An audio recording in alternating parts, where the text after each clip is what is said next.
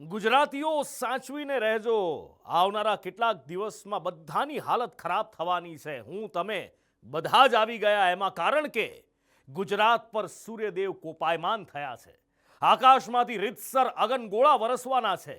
લોકો પરસેવે નહાવાના છે. સૂર્યદેવના આકરા તેવર જોતા રાજ્યના હવામાન વિભાગે હીટવેવની આગાહી કરી અને ગરમીનું ઓરેન્જ એલર્ટ આપ્યું છે. કેટલાક દિવસ આ પ્રકોપ રહેશે. તાપમાનનો પારો ઊંચકાતો જશે, પણ કેટલો, કેવી ખરાબ હાલત થવાની છે હવે એ જુઓ. ગુજરાત પર સૂર્યદેવ કોપાયમાન, સાવચેત રહેજો, ગરમી ભૂક્કા કાઢશે. સૌરાષ્ટ્ર કચ્છમાં હીટવેવનું એલર્ટ, તાપમાનનો પારો 40 ડિગ્રીને પાર. હાય રે ગરમી. એપ્રિલના શરૂઆતી દિવસોમાં જ તાપમાનનો પારો ઊંચકાતા લોકોના હાલ બેહાલ થઈ ગયા છે. રાજ્યમાં અત્યારથી જ તાપમાનનો પારો 40 ડિગ્રીને પાર પહોંચી ગયો છે.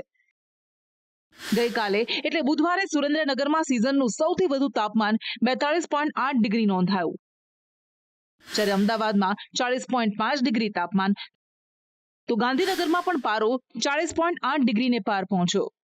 હવામાન વિભાગના ડાયરેક્ટર કહી રહ્યા છે કે પવનની દિશા બદલાતા ગુજરાતમાં ગરમ પવનો ફૂંકાવાની શરૂઆત થઈ છે. हाँ, अभी जो तापमान है 40 से ऊपर ही देख रहे हैं आप लोग. सारे मैक्सिमम स्टेशन में 40 से ऊपर टेम्परेचर आ रहे हैं.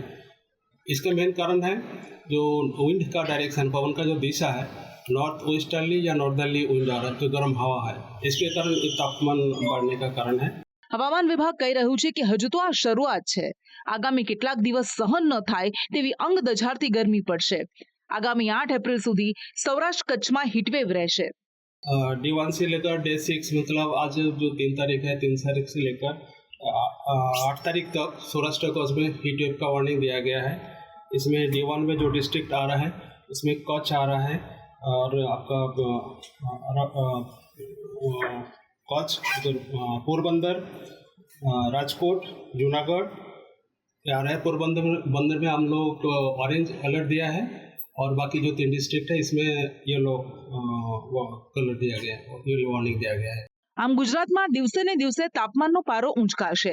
જો કે લોકો અત્યારથી જ પરસેવે રેબઝેબ થઈ રહ્યા છે, બીમાર પડી રહ્યા છે. રાજ્યના મોટાભાગના શહેરોની હોસ્પિટલ્સ ઝાડા ઉલટીના દર્દીઓથી ઉભરાઈ છે. એટલે આમ અત્યારે વાત કરીએ તો આ ગરમીની સિઝનમાં જનરલી જોવા જઈએ ને તો હિપેટાઇટિસ એટલે કે કમળાના કિસ્સાઓ અને ઝાડા ઉલટીના કિસ્સાઓ વધતા હોય છે. ખાસ કરીને હું વાત કરીશ તો એ ગયા મહિનાની કમ્પેરિઝનમાં, એટલે કે અત્યારે આપણે એપ્રિલમાં છીએ તો માર્ચ મહિનાના કિસ્સાઓ જોઈએ તો હિપેટાઇટિસના ફેબ્રુઆરી કરતાં અને એ જ રીતે ઝાડા ઉલટીના ફેબ્રુઆરી કરતાં કિસ્સામાં માર્ચ મહિનામાં વધારો જોવા મળે છે. રાજ્યમાં પડી રહેલી આકરી ગરમીને કારણે રોડ રસ્તા અત્યારથી જ સુમસામ બન્યા છે. લોકો આવા આકરા તાપમાં ટ્રાફિક સિગ્નલ પર ઊભા રહેતા અકળાઈ ઉઠ્યા છે, જેના કારણે શહેરીજનો બપોરના સમયે ટ્રાફિક સિગ્નલ બંધ કરવાની માંગ કરી રહ્યા છે. તડકો બહુ છે ને આમાં 2 મિનિટ ઊભા રહીને એટેક જેવું થઈ જાય. બંધ કરાવો આ સાઈડનું કેવું. બહુ ગરમી છે અને આ સિગ્નલ વહેલા બંધ કરી દે 11 વાગ્યા પહેલાં, એવું કાંઈક સરકાર વિચારે. બહુ ગરમીમાં સિગ્નલમાં ઊભું રહેવું પડે ટ્રાફિકના હિસાબે. તો ગુજરાત સરકારને નમ્ર વિનંતી કે સિગ્નલ વહેલા બંધ કરી દે. ગરમીની હિસાબે છે તો બહુ તકલીફ, પણ હવે સિગ્નલ થોડુંક બપોરના વહેલું બંધ કરી નાખાય. આ તડકામાં બધા ઊભા રહીએ, થોડુંક વહેલું બંધ કરી નાખાય. કે અહીંયા વેટ કરતાં માણસને પરસેવો અને ધૂપથી હેરાન થઈ જાય છે સાહેબ. એટલે મારું મંતવ્ય છે કે બંધ રાખવું જોઈએ. પરંતુ જેમ પવનની દિશા બદલાતા ગરમીનું જોર વધ્યું છે, તેમ પાડોશી રાજ્ય પર સક્રિય થયેલા સાયક્લોનિક સર્ક્યુલેશનને કારણે થંડરસ્ટોર્મ એક્ટિવિટીની શક્યતા પણ વ્યક્ત કરાઈ છે. હવામાન વિભાગે ગુજરાતના પૂર્વ અને દક્ષિણના કેટલાક વિસ્તારમાં કમોસમી વરસાદની શક્યતા વ્યક્ત કરી છે. नॉर्थ गुजरात रीजन में आपका जो डिस्ट्रिक्ट अरावली, माहीसागर, दाहोद, पंचमहल और जो दक्षिण गुजरात क्षेत्र में जो डिस्ट्रिक्ट आ रहा है उसमें जो पूर्व क्षेत्रीय और साउथ दक्षिण क्षेत्रीय जो डिस्ट्रिक्ट है उसमें आ रहा है. छोटा उदयपुर, नर्मदा, तापी, डांग, नवसारी, वलसाड, दमन एंड दादरा नगर हवेली, इसमें ये डिस्ट्रिक्ट आ रहा है. इसका कारण क्या है? अभी 2 अपर या सर्कुलेशन परसिस्ट कर रहा है.